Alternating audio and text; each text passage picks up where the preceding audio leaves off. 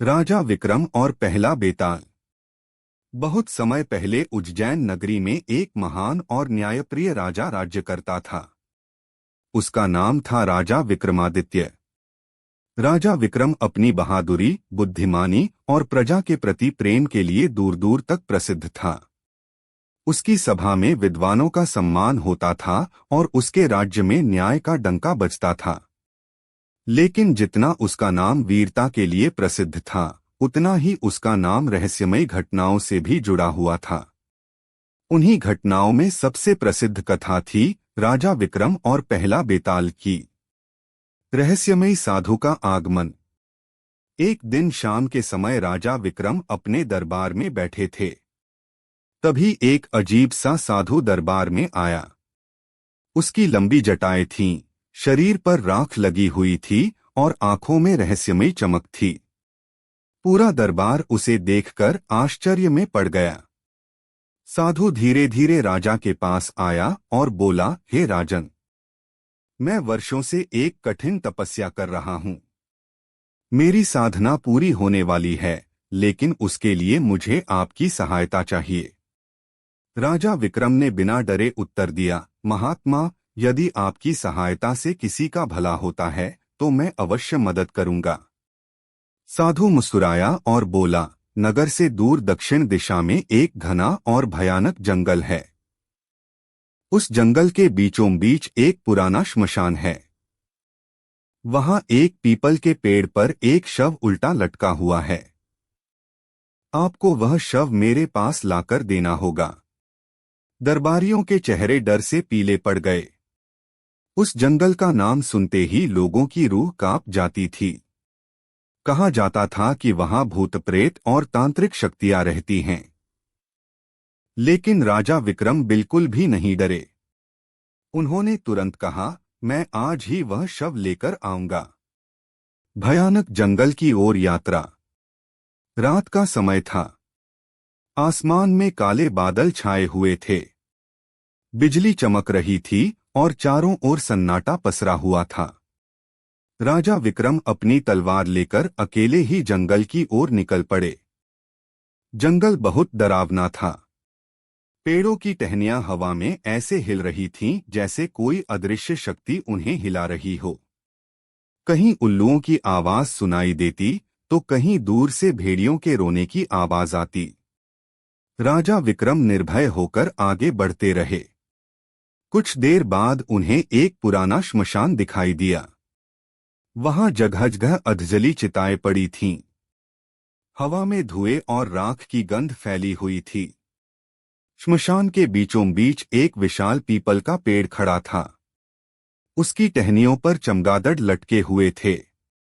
उसी पेड़ की सबसे ऊंची शाखा पर एक शव उल्टा लटका हुआ था। राजा विक्रम समझ गए कि यही वह शव है। बेताल का पहला सामना। राजा विक्रम पेड़ पर चढ़े और शव को नीचे उतार लिया।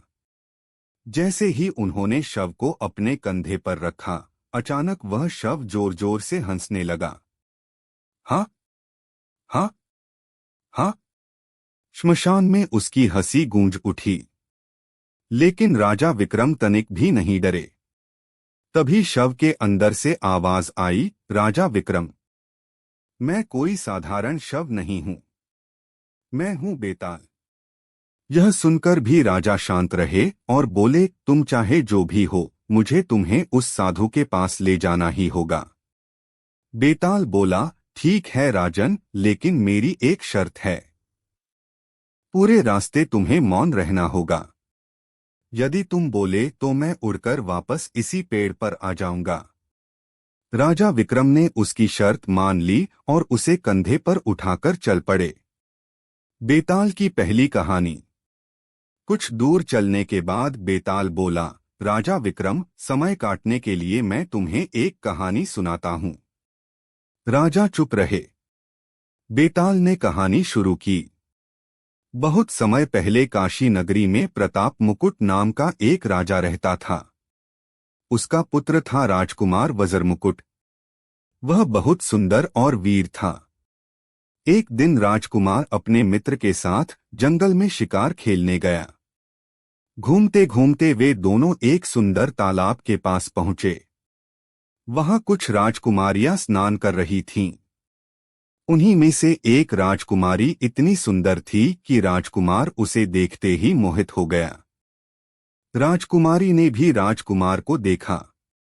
उसने बिना कुछ बोले अपने बालों से एक कमल का फूल निकाला, उसे कान से लगाया, फिर दांतों से काटा और अपने पैर के नीचे दबाकर चली गई। राजकुमार उसकी इस अजीब हरकत का अर्थ नहीं समझ पाया। वह उदास होकर वापस लौट आया। उसका मित्र बहुत बुद्धिमान था। उसने राजकुमार से पूछा, क्या बात है? तुम इतने परेशान क्यों हो? राजकुमार ने सारी बात बता दी।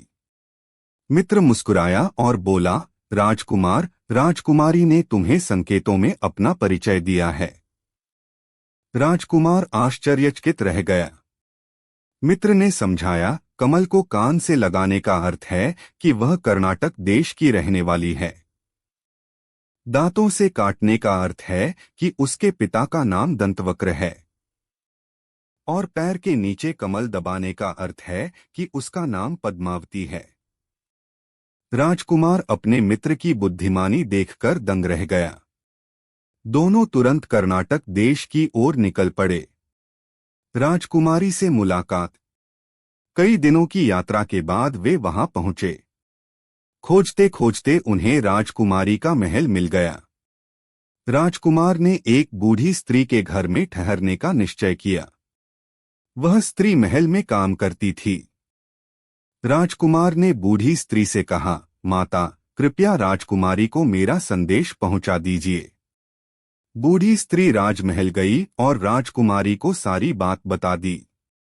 राजकुमारी ने चंदन लगे हाथ से बूढ़ी स्त्री के गाल पर हल्का सा थप्पड़ मारा और उसे वापस भेज दिया।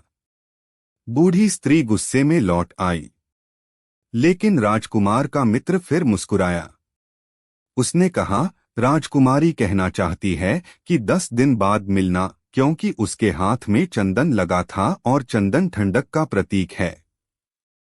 10 दिन बाद फिर संदेश भेजा गया। इस बार राजकुमारी ने अपने हाथ में केसर लगाकर बूढ़ी स्त्री को थप्पड़ मारा। मित्र ने इसका अर्थ निकाला, अब 3 दिन और प्रतीक्षा करनी होगी। 3 दिन बाद राजकुमार स्वयं राजमहल पहुंचा। राजकुमारी उसे देखकर बहुत प्रसन्न हुई। दोनों एक दूसरे से प्रेम करने लगे। रहस्य और संकट।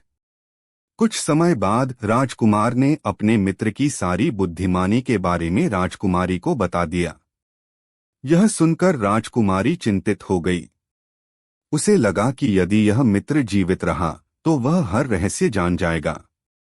राजकुमारी ने चालाकी से मिठाइयों में जहर मिलवाया और उन्हें राजकुमार के मित्र के लिए भेज दिया। लेकिन मित्र बहुत समझदार था। उसने मिठाई कुत्ते को खिलाई। मिठाई खाते ही कुत्ता मर गया। मित्र समझ गया कि राजकुमारी उसे मारना चाहती है। उसने तुरंत एक योजना बनाई। उसने राजकुमार से कहा, आज रात जब राजकुमारी सो जाए तब उसके गहने लेकर आ जाना और उसकी जांघ पर त्रिशूल का निशान बना देना। राजकुमार ने वैसा ही किया। अगले दिन मित्र साधु का भेष बनाकर बाजार में बैठ गया और राजकुमार गहने बेचने निकल पड़ा। सैनिकों ने उसे पकड़ लिया और राजा के सामने ले गए। राजा ने पूछा, ये गहने कहाँ से आए? राजकुमार बोला, मेरे गुरु ने दिए हैं। साधु बने मित्र को बुलाया गया। उसने कहा, राजन, कल रात एक चुड़ैल श्मशान में आई थी। मैंने उसके गहने छीन लिए और उसकी जांघ पर त्रिशूल का निशान बना दिया। राजा को शक हुआ। उसने राजकुमारी की जांच करवाई। उसकी जांघ पर सचमुच त्रिशूल का निशान था। राजा क्रोधित हो गया।